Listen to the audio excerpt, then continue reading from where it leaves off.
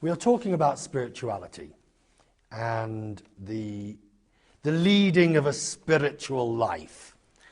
Do you believe, Your Holiness, that it is more difficult today, these days, to lead a spiritual life? I think firstly, in what sense spirituality? Spirituality in the sense some religious belief and devotion, then I think different question. On the other hand, the spirituality means something meaningful life, or truthful, peaceful, and I think I should say more realistic, and not only concerned about external facilities, material comfort, but also taking concern or taking sort of seriously about our inner value. That I consider another kind of spirituality. I think that today's world, I think very much need. You talk a lot about, and you've written about, the inner world. Yes. What do you mean by the inner world? I think simple way to explain. Affection. It's just sort of human expression, or even animal. That I think topmost precious to us. But that affection cannot be produced by machine, or affection cannot buy with dollar. So affection is something our inner, I say, quality. So human being, as a living being, and moreover, we are a social animal. Therefore, in order to be happier human being, affection is most important factor. So sometimes I feel in modern society, we neglect about this inner value, and then we just seeking comfort from external means. So that way, even some of my friend, billionaire, very rich, but as a person, very unhappy person. Why? Not due to lack of external or material facility, or their fame, or their power, or their sort of privileges, but because lack of inner value. This is my feeling. It is easier to get external satisfaction than inner value, though, isn't it? That's I think the answer will be both yes and no. Yes, sometimes the external things a bit easier. The internal development or internal richness, you need more effort through training of mind. So in a way, more difficult. But in a way, the inner value, all the potential of inner value from the birth, we already have. So there's no need any sort of, any effort. Sometimes in order to gain some material benefit, you have to show more smile, you have to speak nice words, like that. But inner development, no need that kind of thing. Can we all, already here. Can we all learn how to get that inner contentment, inner satisfaction? You have been meditating and praying for all your life. Can the rest of us get anywhere close to that? The basic human value is concerned. I think everyone has same potential. I think same opportunity, I feel. And in fact, now I think more than 6 billion human beings, everyone come from mother's womb, and then through mother's milk, we grown up. Under mother or someone else affection. Under that, we grown up. We survived today because of that affection. I think at that time, 1 week without affection, we die. So that's the way our lives start. So today, I think no matter how you say one individual, cruel type, but still there is seed or potential of that affection. Reason, even that cruel person appreciate if someone shows affection. So therefore, I feel we're all human beings, and to some extent, even animals have the same potential. Now, thing is, when we are young, these basic human potentials are quite sort of, quite fresh. Then we have grown up. I think maybe, you see, you and me both, maybe our intelligence, our brain becoming more sophisticated. Too sophisticated? Then sometimes we neglect about our basic value. Do you think we become too sophisticated for our own good? I think sophistication, mind itself, I think nothing wrong. But only sophisticated mind, without other mental value, then it becomes sometimes destructive.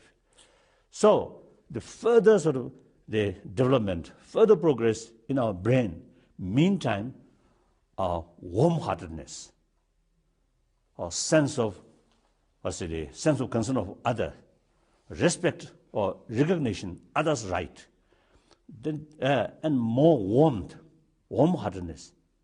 Now these are, I think, the force which becoming something like, I think, counterbalance our intelligence will not go wrong direction. So that's my view. So the modern education, I feel, sometimes I think lacking.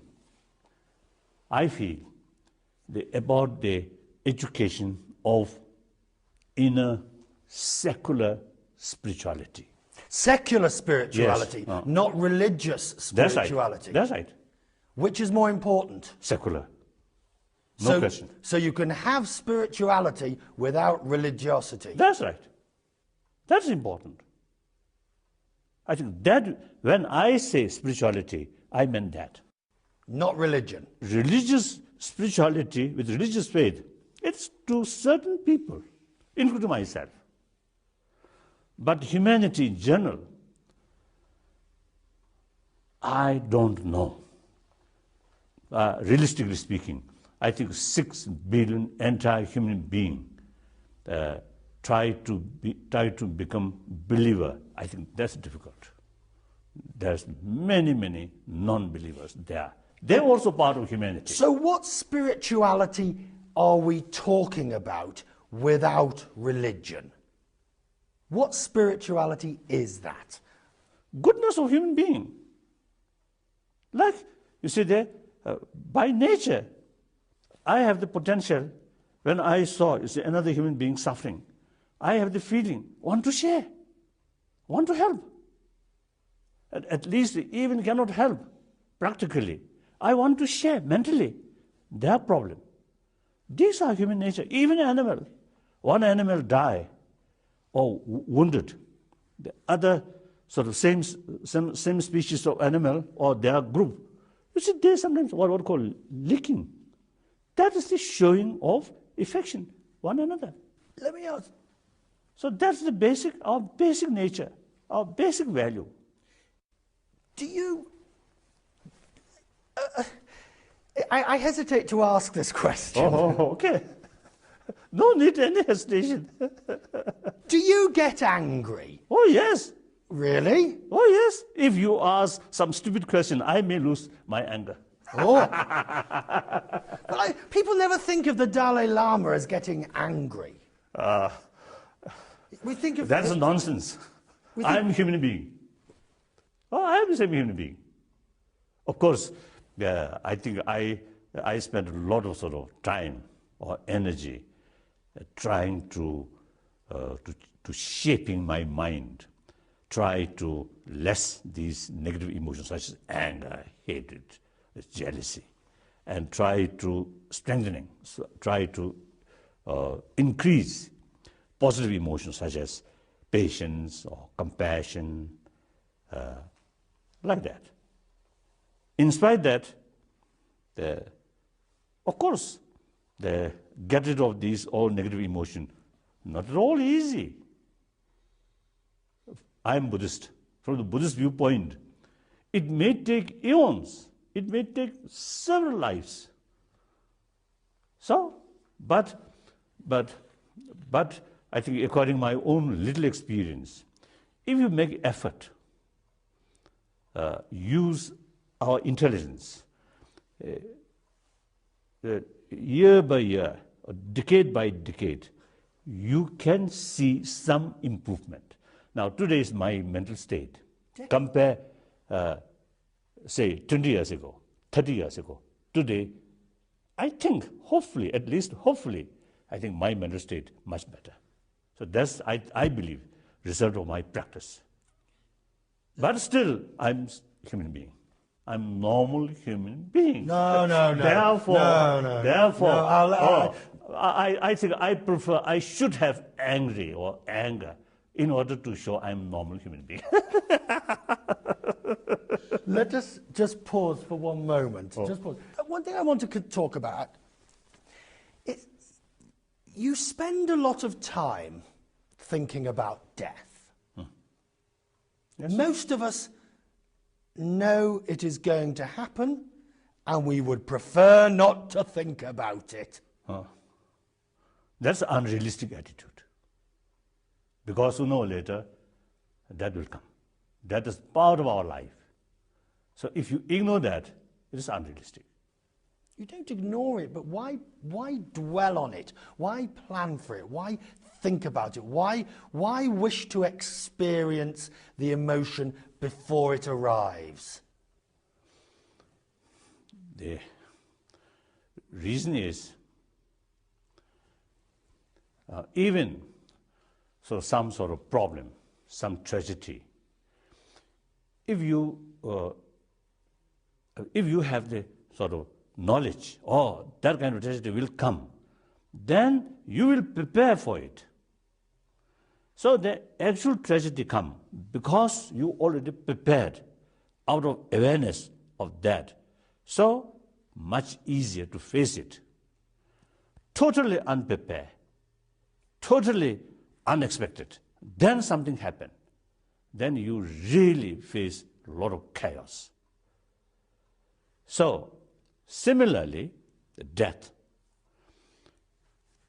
Right from the beginning, accept it. Sooner or later it will come. It's a part of my life. But you don't want it to happen Then soon. when actual death come, of course I do not want to die. But whether I like it or not, it will come. So it is better mentally or emotionally accept it. As another reality will come.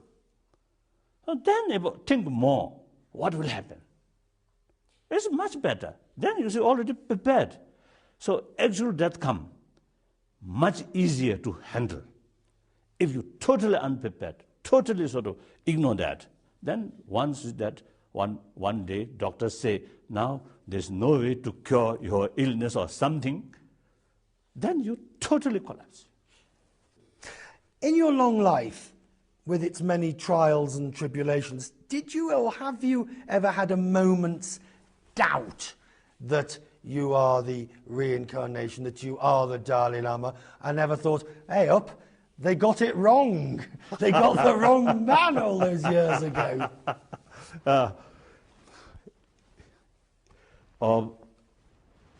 Now here, even publicly, many cases, I just express, I am not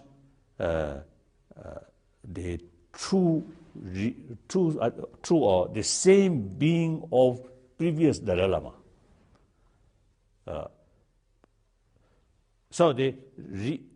But if you ask me, am I Dalai Lama? I will say yes. There's no doubt.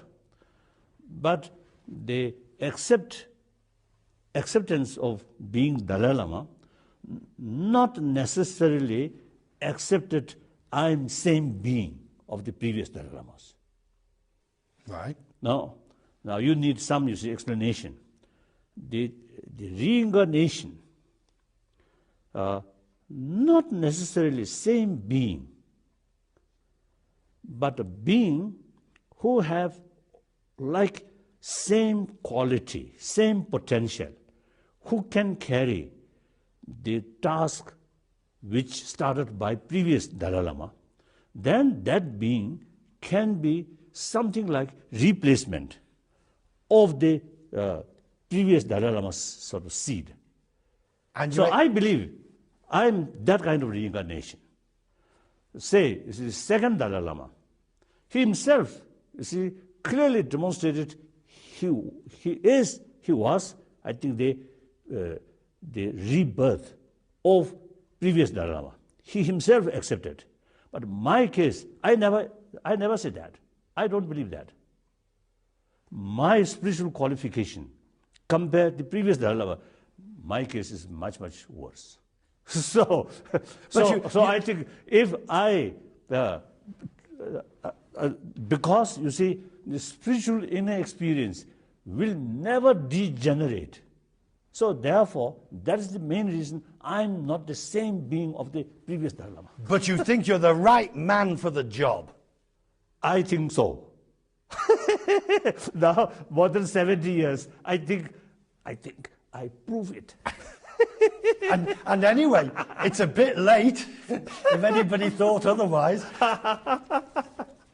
Your Holiness, you are very keen that there is scientific research into the foundations and the various aspects of Buddhism. You have promoted scientific research, haven't you, into your beliefs? You believe that some of these things should be tested. Why is that?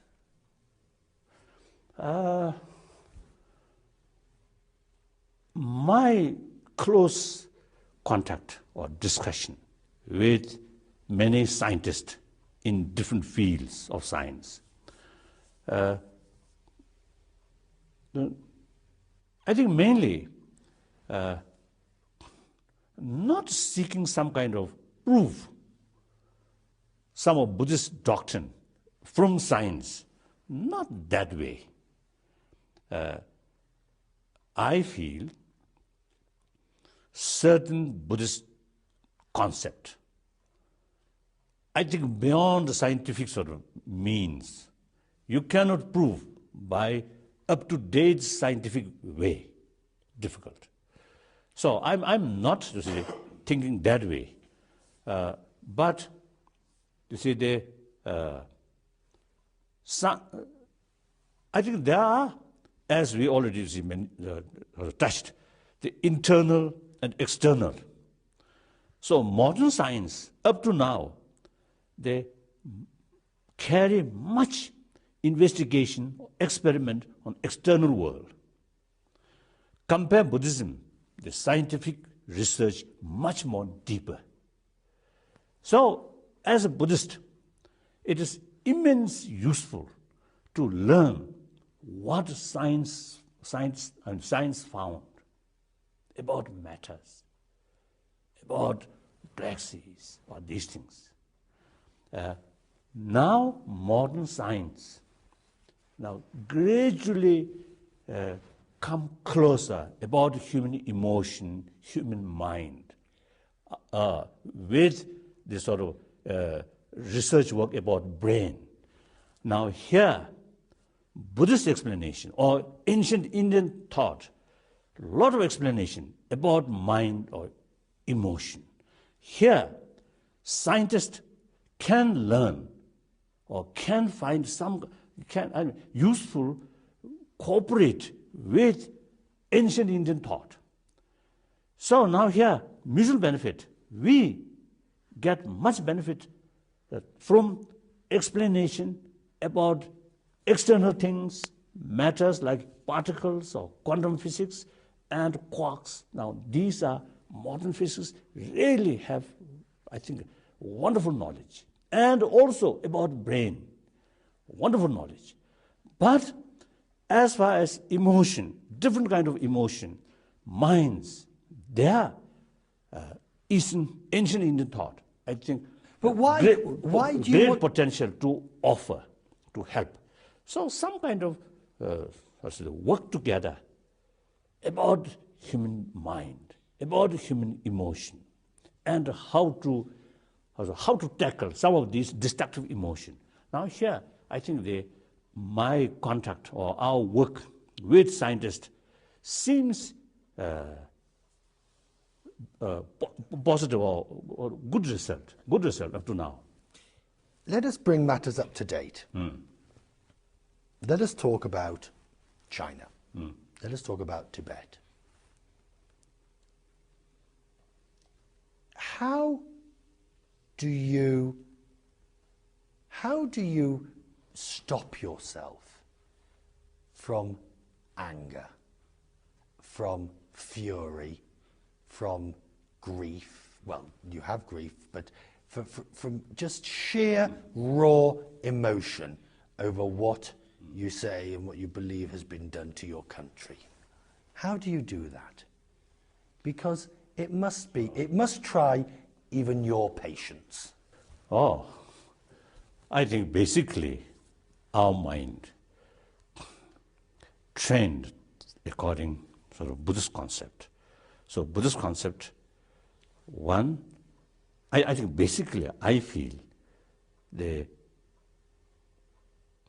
knowledge or the knowing the fact is the key thing.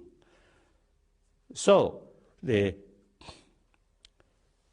awareness about fact, even political or national struggle or freedom struggle, in these fields also, you see, key thing is awareness about the fact. Then, accordingly, you act. So your approach becoming more realistic. So sometimes today's sort of our tragedy or suffering due to our negligence of previous generations, past generations. So they've already done these, tragedies, causes, conditions already done. No need to worry. It happened. Past is past. Too much worry never help to reduce the problem. Too much worry is only increase our own mental sort of unhappiness. So be realistic. What can be done? How much we can done? All right. We can do. Study, research, analyze, do it. Meantime, you should know the limitations. According to the fact, once we saw the limitation, accepted that, no problem. So that's my main approach, main way of approach. So less worry, less sort of mental or disturbances. Okay. So, can I ask you some more blunt questions? Oh yes. Are you sure? Yes. Okay. You now have, there are a certain number of critics of Your Holiness that say your approach, your non-violent, non-confrontational approach over Tibet with the Chinese has not borne sufficient fruit. It has not worked. Your critics say this. Yes. You're familiar with this? Yes. Yes, they have their own reasons. But if we ask them what else they can do, I think very little answer there. I think more important, I feel, because of my way of approach, Firstly, strictly non-violence. Secondly, not seeking independence or separation. Try to find some mutually agreeable solution within the Chinese constitution. Now, because of this way of approach, more and more Chinese now showing their concern, their sort of,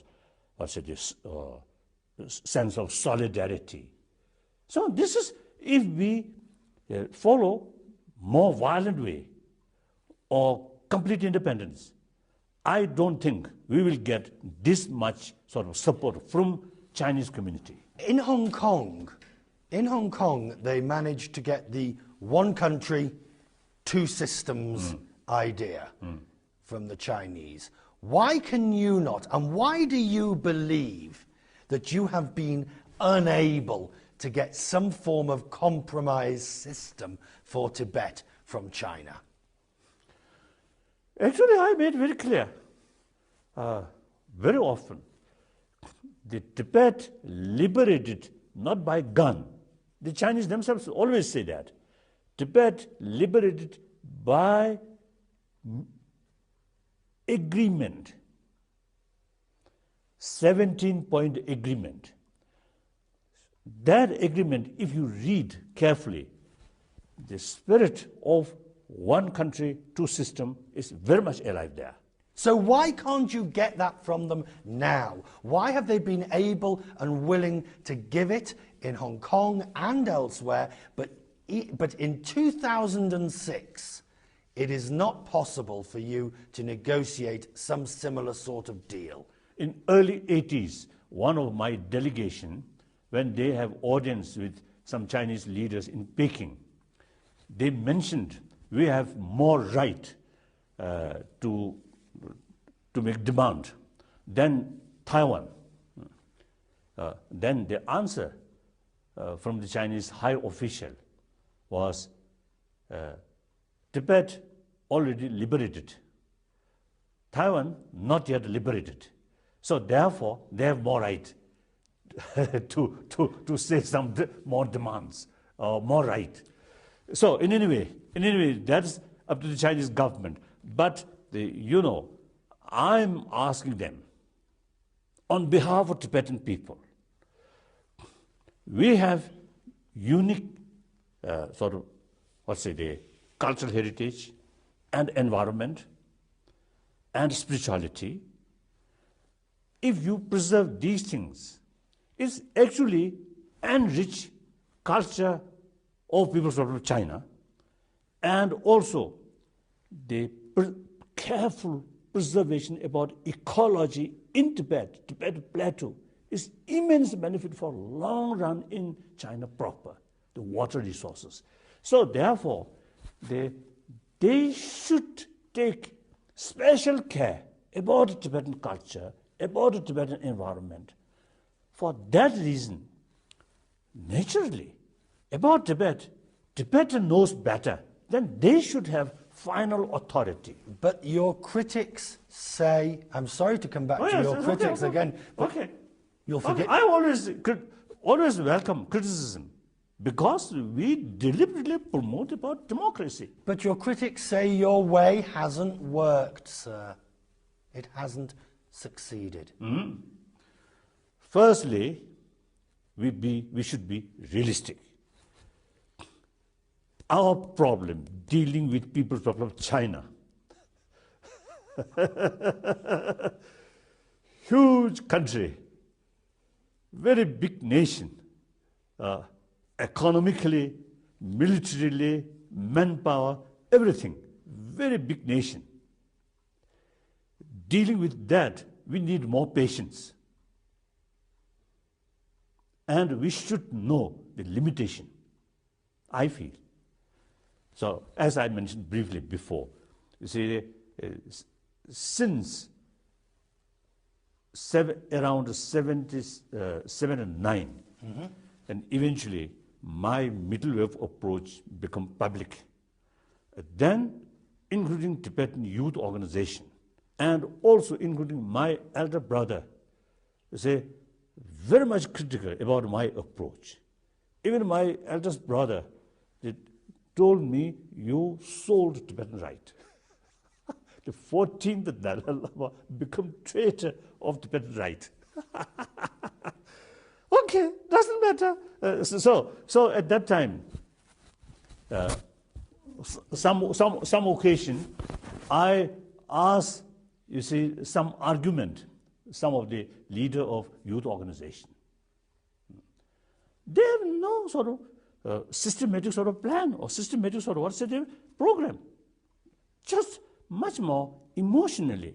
Of course, you see, whether you see Tibet is part of China or not, that's a historical or legal sort of issue. I always made clear, this is not a political reason, a political decision. Right. History, up to historian, up to legal expert. I'm looking forward. In future is concerned, I'm not saying independence, because Tibet, landlocked country, materially backward, small population.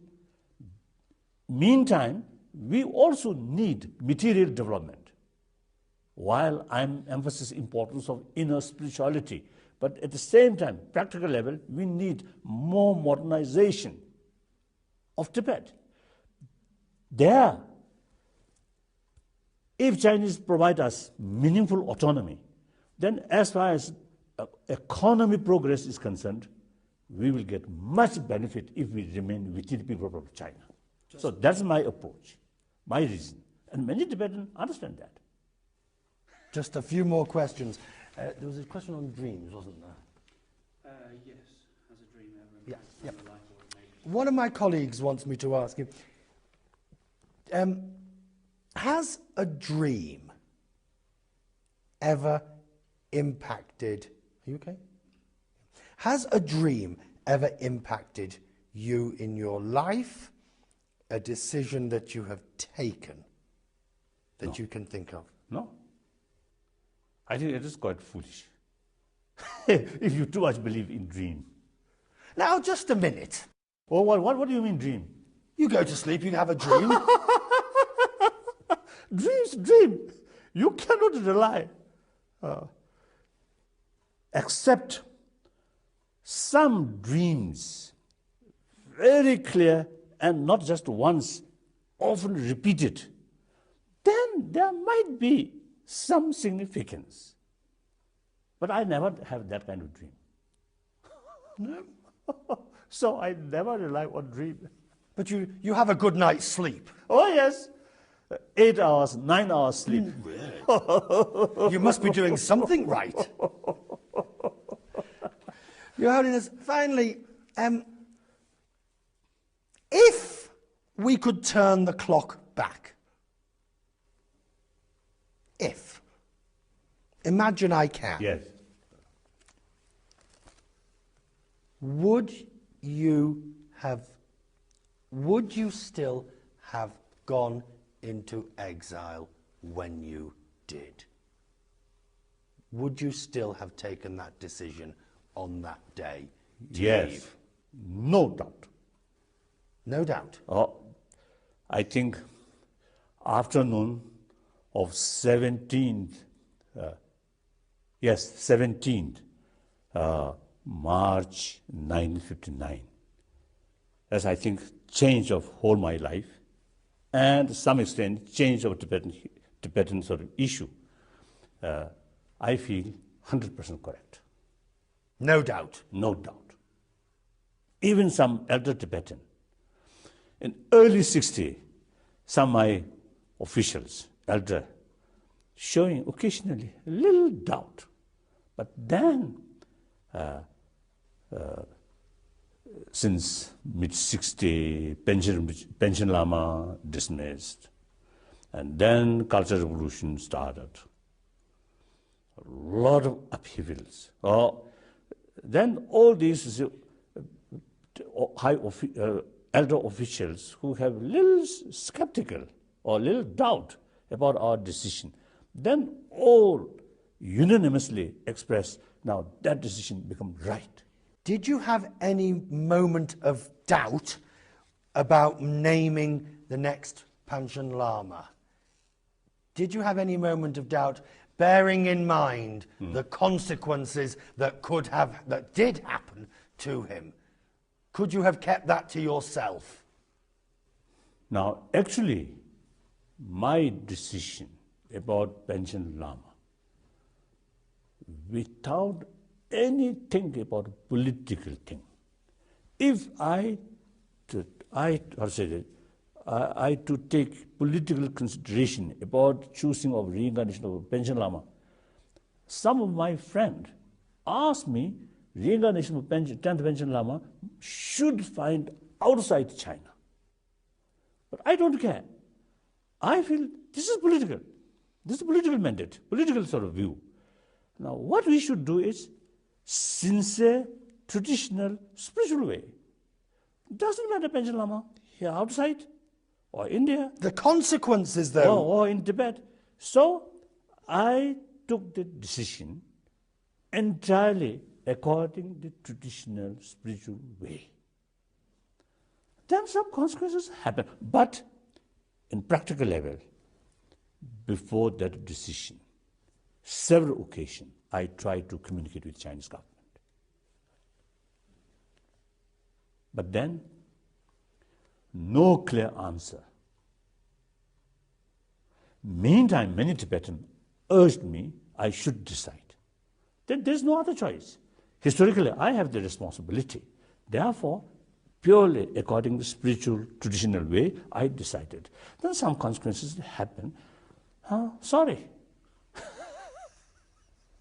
I have no regret. I done my best. Do you regret anything, Your Holiness? No. Just the other day, I met, before I go to South India to perform some important ceremony, I met some Tibetan groups here. So without fully sort of precaution about cold or cough. So as a result, I got severe cough. So that's my regret, one of the regret. So that kind of regret always happens. But in serious matter, almost none. Almost none. Of course, I do feel some sort of resentment, not our Chinese brothers sisters, but mainly our previous generations, one generation or two generations, the end of the 19th century and then early 20th century. During those periods, I think the Tibetan concerned people, including high lamas, I think completely neglected out of ignorance and also impractical. So, we not prepared. The one thing I can say, my watch is still working. I'm not going to let you repair my watch. Apparently... that I think, if I want to repair that, then I will hit it. Then I got the job. No, keep away from my watch. Thank you very much, Your Holiness. Thank you. Thank you. Thank you. That was most interesting. Thank you.